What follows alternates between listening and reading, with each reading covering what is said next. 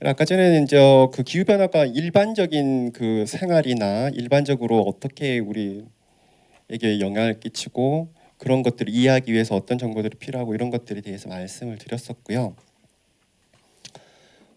지금 말씀드릴 거는 이제 제가 이제 전공하는 분야죠. 기후 변화에 따라서 생태계가 어떻게 영향을 받는지 그런 거에 대해서 말씀을 드리도록 하겠습니다.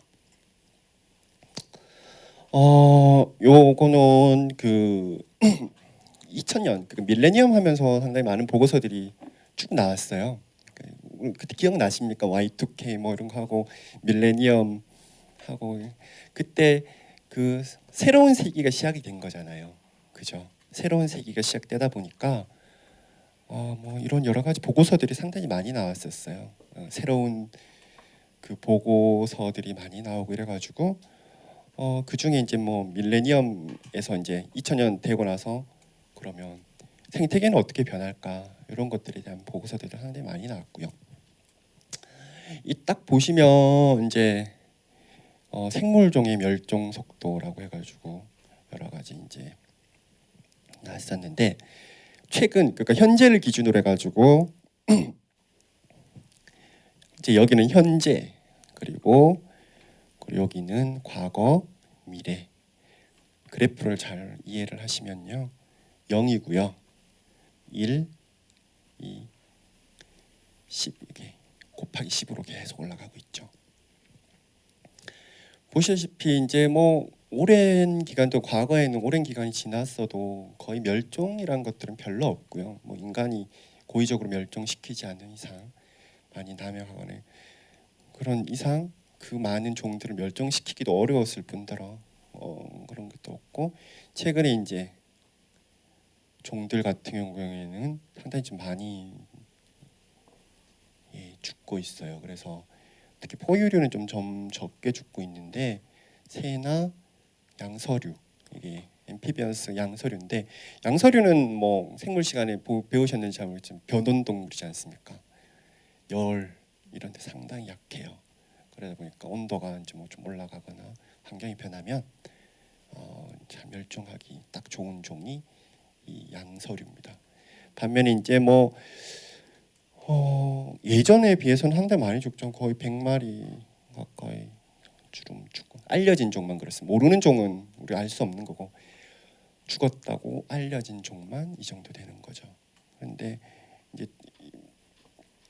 이거에 그 참 안타까운 게 뭔가 하면 그 포유류 이게 매몰 포유류인데 포유류 같은 경우에는 우리가 눈으로 상당히 잘 보이잖아요. 뭐 예를 들어 우리나라 포유류 몇 종 없어요. 실제 뭐 30종 정도만 아시면 우리나라 종 그 포유류는 거의 다 아신다고 보시면 되고요. 그중에 뭐 박쥐 뭐 이런 게 있긴 있지만 뭐 쥐 종류 이쪽 좀 많긴 하지만 일반적으로 많이 나오는 그 종 중에 뭐한 30종 알면은 그 우리나라에 나오는 종들은 다 아신다고 보시면 되고요. 그러다 보니까 그 눈에 잘 띄어요. 포유류는. 그래서 요 정도 편차가 거의 없는 거예요. 편차가 거의 없죠. 반면에 새 같은 경우에 좀 이동하고 사람들 눈에 좀 잘 띄지 않아서 요 정도의 편차가 있고요. 반면에 양서류는 이게 작잖아요. 작고 그리고 뭐 어디 좀 숨어 있어서 잘 발견되지도 않고 이렇기 때문에 요 정도의 편차가 있는데 대략 한 100마리 정도가 최근에 알려진 것만 해가지고 100마리 정도들이 이제 포유류, 조류, 양서류 이렇게 죽어가고 있죠. 이게 엄청나게 드라마틱하게 올라가고 있고 미래에는 1000종 이상 이렇게 죽을 거라는 예측을 하고 있어요. 이 보고서에서는 1000종 이상 그거보다 더 많을 수도 있다. 아까 전에 그러니까 그 제가 지금 강의하는 거에 대해서 이제 전제를 하셔야 될 건 뭔가 하면 기후 변화는 미래의 얘기를 하고 있는 것들이거든요. 그래서 미래는 확실하지 않다, 불확실하다, 불확실성을 계속 가정을 하고 얘기하는 거기 때문에 이거는 뭐 어떻게 될지 알 수 없는 거 그런 건 맞아요. 근데 이제 전문가들이 여러 가지 데이터나 이런 것들을 가지고 예측을 한 거라고 보시면 되고요. 이런 만큼의 불확실성이 있는 거예요. 1000마리가 죽을 수도 있고 10만 마리가 죽을 수도 있는 거죠. 미래에는. 그렇지만 그만큼 상당히 좀 그 미래 이제 생물 종의 멸종이 상당히 가속화될 것이라는 것들은 공통된 의견이고요. 여기에 많은 영향을 주는 거에 아마 기후 변화일 거라는 것들이 얘기를 하고 있습니다. 그래서 이제 좀 더 기후 변화에 대해서 이제 시간에 대한 얘기를 했다면 이제 공간에 대한 얘기를 좀 하려고 합니다. 기후 변화는 막상 우리 그 인간의 직접적인 생활에도 있는 그 앞에 비가 얼마나 많이 오는지, 그리고 오늘 뭐 요즘 뭐 우스갯소리로 뭐 마른 장마 뭐 이런 얘기도 하던데요. 그러니까 이 뭐 장마, 지금에 있는 장마나 뭐 이런 것까지 얘기할 수 있지만 실질적으로는 이 기후 변화는 상당히 전방위적으로 이제 이루어지고 있는 거예요. 원래 그 아까 전에 막 12.5km 뭐 한반도가 12.5km로 막 평가되기도 하고 뭐 120km 전 세계가 120km 정도의 그런 하나의 단위로 이렇게 평가되기도 하는 것 정도로 상당히 넓게 예측이 되고 얘기되고 있어요. 그래서 지금은 이제 식물에 대해서 이제 얘기를 할 것인데요. 서두에 제가 희열이에 대해서 얘기를 했듯이 기온에 가장 민감하게 반응하는 것들이 아까 전에 양서류도 있었지만 식물이에요.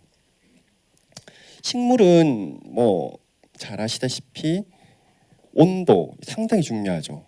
그리고 물 있어야 되죠. 물론 나머지 동물이 안 그렇다는 건 아닌데 얘들은 뿌리를 받고 있는 거예요. 움직일 수가 없어요. 나머지는 동물이잖아요. 어쨌든 얘들은 물 있는 쪽으로, 동물들이 물 있는 쪽으로 찾아가면 되는 거고, 그리고 햇빛 좋은 데로 이동하면 되는 건데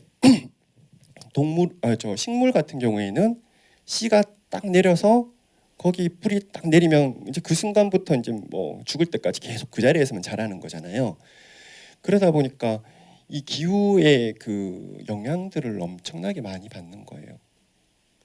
그러니까 그냥 거기서 예전엔 안 이랬는데 앞으로 막 갑자기 비가 좀 적게 오는데 잘 자라는, 그런 건조한데 좀 잘 자라는 식물이 갑자기 비가 많이 오기 시작하면 걔는 이제 살 수가 없는 거죠, 그죠? 그러다 보니까 기후에 가장 민감하게 영향을 받는 것들이 이제 식물이 되고요. 그러다 보니까 아까 전에 제가 희열이 보여드렸듯이 그런 희열이처럼 식물들이 영향을 상당히 좀 많이 받아요. 강수량, 그리고 최고 온도, 최저 온도, 이 세 가지입니다.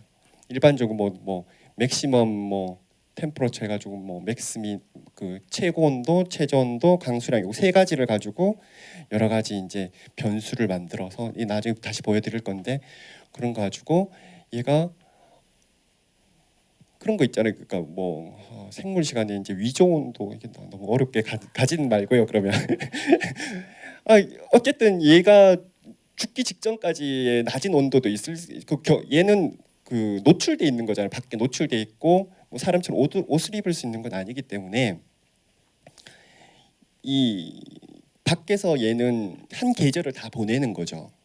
한 계절을 아주 추운 겨울부터 아주 더운 여름까지, 그죠? 그래서 그거를 견딜 수 있으면 얘는 살아남는 거고, 그거 못 견디면 그냥 죽는 거잖아요. 그 이해는 하셨습니까? 그래서 그 최고, 그러니까 최고 더울 때 그거 못 견디면 죽는 거고, 엄청 추워가지고 그해 엄청 추워가지고 막 나머지 뭐 식물들 다 얼어 죽고 동사되면 걔는 죽는 거잖아요. 근데 지금까지 살아남아 있던 것들은 그거 다 견뎠다는 거잖아요. 근데 요 최고 온도랑 최저 온도가 얘의 생육에 가장 큰 영향을 주는 건데, 요게 기후 변화가 생기면 요게 변한다는 거예요. 아까 전에 물도 그렇고요. 물도 엄청나게 많이 왔을 때, 엄청 적게 왔을 때, 그리고 폭우 있죠. 폭우가 아니고 겨울철 눈이 얼마나 많이 왔는지 적게 왔는지, 그리고 봄에 눈이 얼마나 빨리 녹는지 적게 녹는지 이런 것들도 다 식물에 영향을 끼치거든요. 그게 다 물이고 햇빛이고 이런 건데, 이런 것들이 기존에서는 얘는 요 정도 그 마지노선에서 가장 높은 점과 가장 낮은 점 요 두 개에서 잘 살아왔는데, 기후 변화가 있음으로 해가지고 얘가 변하는 거야. 이게 갑자기 여기서 기존에 추웠던 거에 이상 더 추워지는 거예요. 아니면 더 더워지거나. 그리고 강수량은 뭐 이 정도는 견딜 수 있었는데 더 많이 온다든지 어느 정도 얘가 자라려면 물은 있어야 되는데 비가 안 오는 거예요. 그럼 얘는 죽는 겁니다. 그래서 그러니까 아까 제가 얘기했듯이 동물들은 이게 이동을 해가지고 그런 것들의 적당한 지역을 적어도 찾아갈 수는 있는데 식물은 못 한다는 거죠. 그래서 얘는 중요한 게 이 최고 온도, 최저 온도, 강수량 이 세 가지라고 보시면 됩니다. 근데 얘들이 어느 정도 그래도 가지고는 있어요. 얘들이 이제 뭐라 그러지? 그 살짝 추워도 좀 견딜만 하다는 요 수용성은 좀 있어요. 근데 그러다 보니까 그런 것들 비슷한 지역들을 쭉 가지고 있는 게 이 그림인데요. 그 뒤에 아마 그림이 다시 나올 건데 우리나라는 잠시만요. 뒤에 이 그림을 먼저 볼게요. 이게 우리나라 현재 지금 기후에 관련된 겁니다. 그래서 연평균 기온이 가장 높은 데가 남해안이죠. 당연한 거고 백두대간 정상으로 해가지고 강원도 좀 추워요. 그리고 한라산도 좀 춥고 그리고 기온의 계절적 변동이라 그래가지고 최고 추울 때랑 최고 더울 때가 얼마나 차이 나는지 요거 보는 건데 요게 이렇게 되는데 요 바닷가 요렇게 나오죠. 아까 전에 이제 질문하셨던 거랑 비슷하게 우리나라는 반도라서 이게 바다가 이렇게 있어요. 바다는 어느 정도 그 물은 그 자기의 열을 가지고 있잖아요. 그러니까 아무리 겨울에 추워도 바닷가는 상대적으로 내륙에 비해서는 따뜻한 거죠. 그리고 겨울에는 상대적으로 따뜻하고 여름에는 상대적으로 시원하고 해가지고 해안선 근처로는 얘들의 최고 추울 때랑 최고 더울 때가 차이가 별로 없는 건데 반면에 내륙 같은 경우에는 최고 더울 때랑 최고 추울 때가 차이가 많이 나요. 이런 특성들도 가지고 있고 그리고 가장 따뜻한 분기의 평균 온도라고 했는데 우리나라에서 가장 따뜻한 분기 언제일까요? 여름이 예. 죄송합니다. 이게 왜 제가 이렇게 번역을 했는가 하면 이게 워미스트라고 이렇게 그 아까 전에 IPCC에서 나왔던 그 시나리오 중에 뭐 여러 가지 이렇게 그 바이오클림이라는 게 있는 시나리오를 다시 이렇게 생물에 맞게 바꿔놓은 이런 자료거든요. 이게 전 이걸 가지고 이제 모형을 이제 예측을 하고 그러는데 거기서 이제 워미스트라는 얘기를 써요. 그러니까 한국의 가장 핫하죠. 여름은 핫한 건데 이 사람들은 이제 아시다시피 전 세계를 하다 보니까 여름이라는 것들이 사계절 우리나라에 특별하게 있는 건 아니지만 하여튼 사계절이 뚜렷한 건 우리나라의 사계절의 특징, 몬순 기후의 특징이고 나머지 위쪽이나 뭐 여름 저기 적도 지방에는 좀 다르지 않습니까? 겨울만 있고 여름만 있고 이런 게 있어서 가장 그러니까 일반적으로 쓰는 그 워미스트라는 얘기를 많이 썼어요. 웜이라는 얘기를 써가지고 가장 따뜻한 분기라고 해서 우리나라 하면 여름인 거예요. 반면에 여기는 어제도 쿨이었는데 요거는 겨울. 그러니까 여름철 평균 온도, 겨울철 평균 온도 이렇게 되는 거예요. 아까 전에 얘기했듯이 여름 우리 가장 춥겠죠. 최저 온도가 되겠죠.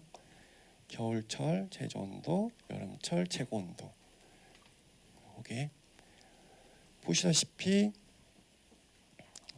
가장 더운 데가 이쪽에 가장 덥고 백두대간 쪽으로 또 강원도 좀 시원하고 여기도 겨울철도 비슷하고 겨울철은 또 내륙은 춥고 저쪽 바닷가 쪽 남해안 쪽 이쪽이 좀 약간 좀 따뜻하고 생각하시는 거랑 좀 비슷한가요? 예.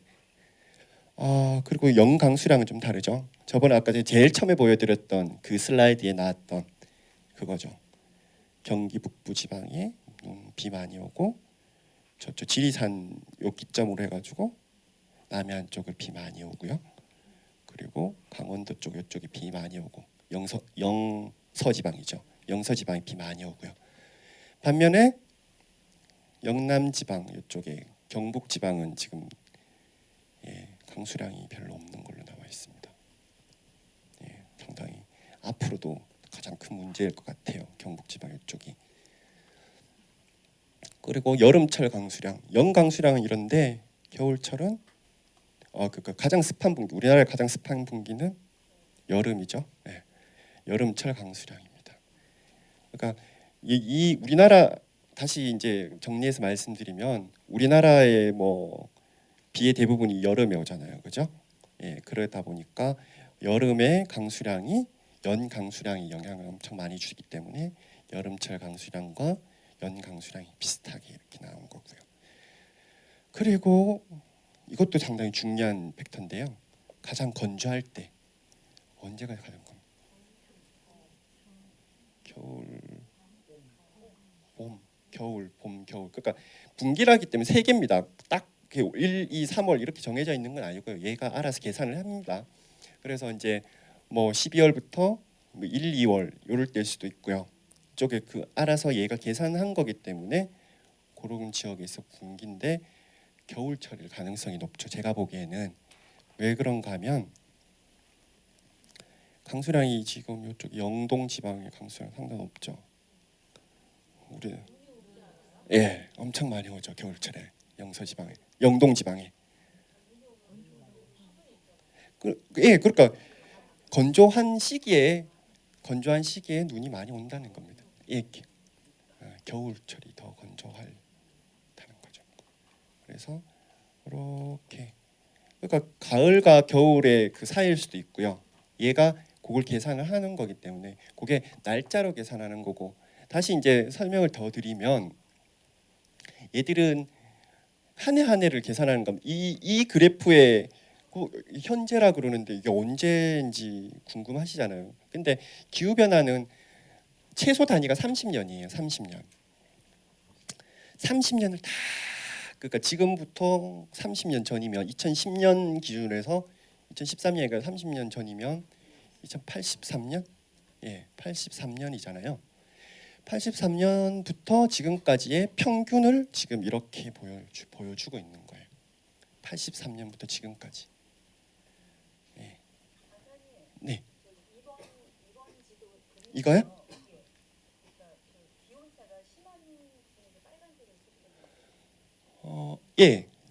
기온 차가 많은 지역.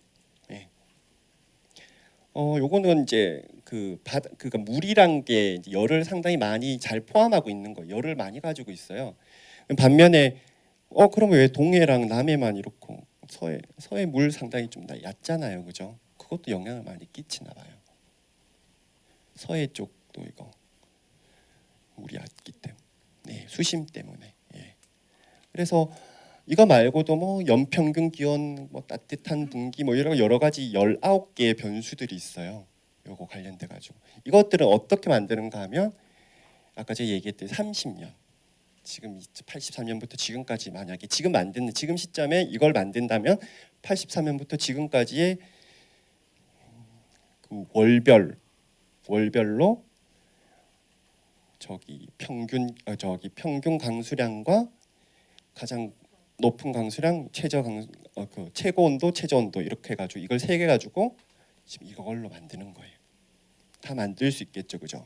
요거 계절적 변동은 요 중에 12달 중에 가장 높은 때랑 가장 낮은 때 만들 거고 이거는 뭐 기온을 12달 더해가지고 나누고 이거는 그 중에 가장 습한 세 달을 찾아가지고 평균 기온 나오는 거 그런 식으로 다 만드는 겁니다. 요거는 1kg짜리라고 보시면 되고요. 여러 가지 이런 것들에 이제 이해를 하시고 난 다음에 제가 이제 설명을 드릴게요. 그러다 보니까 우리나라는 이제 생육 한계선이란 것들이 있어요. 얘들이 그러다 보니까 아까 전에 이제 뭐 위도의 영향을 되게 많이 받아요. 위도도 있고 지형의 영향을 많이 받아서 그 예전에 식물학자들은 생육 한계선이란 것들을 많이 그었어요. 그러니까 얘가 보니까 2m로는 잘 안 자라더라. 2m로는 그러니까 그 히어리는 좀 다른 거긴 한데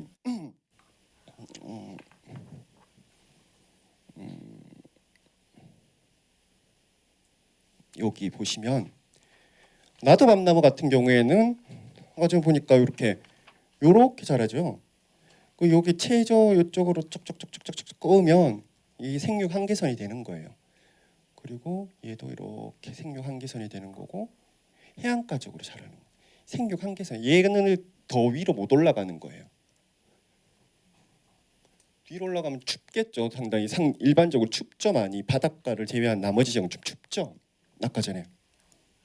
그러다 보니까 이제 이런 것들도 있고 뭐 수분의 영향도 있을 수 있고 아까 전에 19가지라고 말씀드렸잖아요. 그게 복합적으로 얘들한테 영향을 주면서 얘들이 여기 있는 것들이 결정이 되는 거예요. 그러면서 생육 한계선이란 것들은 이제 예전 식물학자들은 얘들이 있는 지역들을 다 조사를 하잖아요. 조사를 해가지고 뭐 어디 가고 해가지고 다 조사를 해. 조사를 한 다음에 얘들이 요 밑으로는 더 안 내려가네 하면서 생육 한계선이란 걸 긋게 돼요. 이게 이제 이 생육 한계선인데요. 그게 이게 생육 한계선이란 게 밑으로 그게 이게 남방 한계고 남방 한계. 그러니까 밑으로는 더 내려올 수 없는 식물이 여기 북방 한계죠. 이건 밑 위로는 더 올라갈 수 없는 식물이 있는 반면에 더운 거 너무 싫어하는 식물도 있잖아요, 그죠? 너무 더운 거 싫어하는. 그럼 걔는 밑으로 더 내려올 수 있는 남방 한계인 거예요. 걔들은 남방 한계가 있고 북방 한계가 있는 거예요. 식물학자들은 그 식물 지리학자라고 얘기 많이 하는 그 식물학자 중에서도 식물 지리를 하시는 분들이 있거든요. 그런 분들은 이런 남방 한계선을 긋는 일들을 상당히 많이 했어요. 얘들이 조사를 해보니까 여기 나왔고 여기 밑으로 안 내려가네. 이렇게 그었어요. 근데 이제 뭐 예전에는 그냥 우리나라에서 이런 식으로 그었는데 제가 이제 기후 변화 연구를 하다 보니까 이게 뭐 온도가 우리나라 그 기온이란 게 한국 기온 뭐 일본 기온 이런 게 있는 건 아니잖아요, 그죠? 전 세계에 영향을 끼치는 거 환경이란 거에 가장 첫 번째가 국적이 없어요. 그거 뭐 그 환경 문제에 있어가지고 예를 들면 뭐 황사나 이런 것들이 그 하나 나라에 국한되는 게 아니거든요. 예를 들어서 뭐 원전이 원전 그때 그 일본에서 원전 이 영향들은 전 세계에 영향을 끼치는 것들이거든요. 그 나라만 이렇게 국경선 딱 해가지고 여기만 영향 이런 게 아니거든요. 그런 거랑 비슷하게 식물도 마찬가지인 거예요. 얘가 생육 한계선이 딱 그어져 있는 게 여기만 있는 게 아니에요. 그러니까 안 쓸 거라고 생각했는데 그 남방 한계선이란과 북방 한계선이란 것들을 이제 긋게 됐는데 안 보여요? 네. 그 이게 뭐 최고 아까 전에 제일 처음에 설명을 드렸듯이 그 최고 높은 온도, 최고 낮은 온도 이런 것들이 있을 수 있는 거예요. 그러니까 제일 높게 갈 수 있는 지역도 있고 제일 낮게 갈 수 있는 지역들도 있잖아요. 예를 들면. 근데 그 우리나라 그 조사를 그러니까 제 부사에서는 이제 전국에 있어서의 식물 종들을 조사를 하게 되는데요.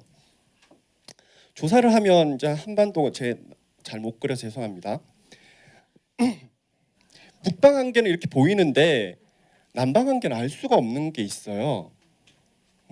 근데 이걸 두 개를 다 알아야지 얘가 나중에 기후 변화를 통해 가지고 위로 가면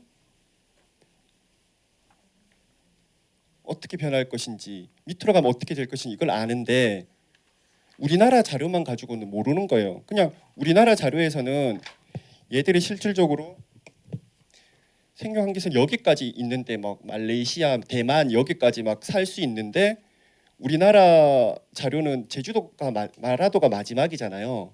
마라도에 살면은 거기까지만 산다고 원래는 아니지만 자료는 그렇게밖에 표현을 못하는 거잖아요. 그러다 보니까 이런 쪽에 있어가지고 기후변화 연구에 있어가지고는 이런 국제 연구들이 상당히 좀 많이 필요한 거예요.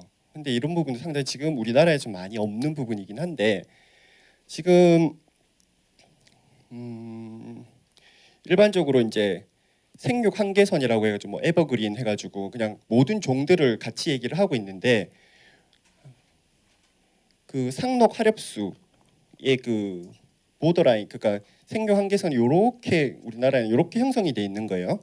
근데 요게 그대로 연장이 돼가지고 일본에서는 요렇게 올라가 있어요.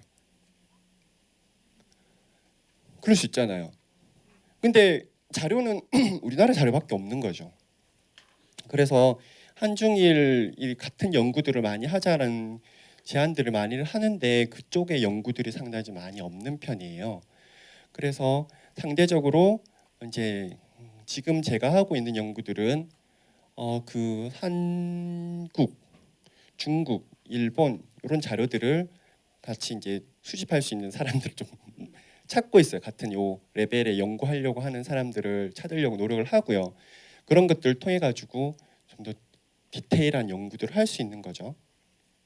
그래서 이런 지역들이 아까 전에 이제 얘기했듯이 작은 지역 같은 경우에는 뭐 이렇게 나눌 수 있지만 또 식물은 또 좀 더 큰 단위로 이렇게 나누게 돼요. 여기 보다시피 여기 우리나라는 크게 이제 예전 식물학자들이 전 세계의 식생을 이렇게 나눴는데 우리나라의 남해안으로 이렇게 상징해가지고 이렇게 나눠놨어요. 이 지역은 이제 상록 하렵수들이 우리나라 많이 자라죠. 요런. 그리고 난대 하렵수림들이 있고 그 낙엽 하렵수림들이 이쪽에 자라고 이쪽에 같은 걸로 묶어져 있어요. 그래서 요런 제가 요 그림들을 지금 계속 보여드리는 이유는 우리가 이제 기후 변화를 생각하면 아까 전에 얘기했듯이 좁은 지역 그리고 좀 더 넓은 지역에 기후 변화가 어떻게 영향을 끼치고 있는지 그리고 식물들이 이런 것들이 기후 변화가 되면서 이런 선들이 쭉쭉 계속 바뀔 수 있다는 것들 그런 것들을 같이 얘기를 드리고 있습니다.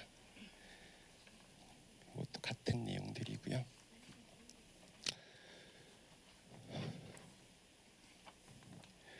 그리고 요거는 일단 넘어갈게요. 이건 외국 자료라서 일단 넘어가고요. 나중에 시간이 되면 이 부분은 시간이 되면 좀 더 자세하게 알려드릴게요. 우리나라에서 이제 남방계 식물이란 것들이 있어요. 그러니까 이건 산림청에서 지금 제공한 건데 남방계 식물 말 그대로 남방계 식물이죠. 남쪽에 주로 자라는 식물들. 남방계 식물 남쪽에 있죠. 구실잡밤나무 이렇게 분포가 돼 있고요. 나도밤나무 아까 전에 제가 보여드렸던 나도밤나무 같은 경우에도 이런 식의 남해 안쪽에 걸쳐 있어요. 그리고 봉의 꼬리 아시는 종인가요? 북가시나무 같은 경우에도 이제 남해 쪽에서 서해로 분포하고 있는. 근데 이쪽이 따뜻하고 한 부분들이 있어서 이런 식으로 분포하는 지역들은 상당히 많이 있습니다. 남방계 식물이 그렇고요. 특산 식물 같은 경우에는 어떤 특정 지역에 이렇게 분포하는 이게 좀 잘리는구나. 특산 식물인데 구상나무 같은 경우에는 상당히 이제 고산지대에 주로 구상나무들이 많이 있어요. 저는 향후에 다시 이제 설명드릴 기회가 있을 건데 구상나무 같은 경우에는 주로 이렇게 높은 산에 많이 있어요. 구상나무가. 그래서 이제 여기는 아마 지리산, 덕유산, 가야산 이쪽에 가지고 구상나무들이 이렇게 쭉 분포를 하고 있고 높은 지대. 그래서 기후 변화가 진행이 되면 고산 지역에 있어서의 기후 피해를 가장 많이 받는 게 구상나무나 이렇게 위에 많이 자라는 식물들인데요. 이런 쪽은 구상나무가 위쪽에 이렇게 자라고 있고 그리고 요강 식물은 저쪽에 주로 강원도나 높은 지역에 이렇게 자라고 있습니다. 요강나무도 그러니까 요 자료가 아까 전에 제가 보여드렸던 자료랑 좀 다른 거는 이거는 이제 산림청에서 이제 자료기 때문에 산림청에 조사한 자료고 아까 전에 그거는 저희 환경부에서 조사한 자료라서 좀 다르긴 하지만 대략적인 분포는 동일하다고 보시면 됩니다. 그리고 호라비 바람꽃도 강원도 쪽에 이제 많이 자라는 거고 북방계 식물은 남방계 식물과 달리 주로 위쪽에 분포를 하는 거죠.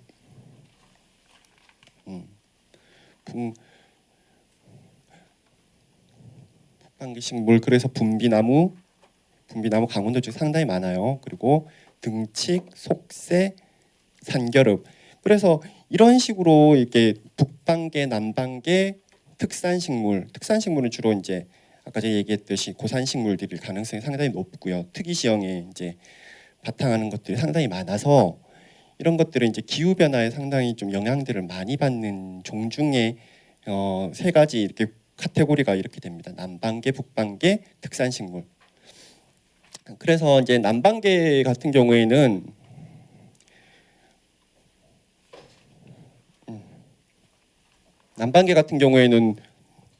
죄송합니다. 얘가 여기까지가 아까 전에 저거랑 설명 동일하듯이 얘 생육 한계가 여기까지밖에 오는지 잘 모르는 거예요. 분명히 얘 더 밑으로 자랄 것 같은데, 그죠? 이 정도 자라면 분명 일본에서도 자랄 것 같은데,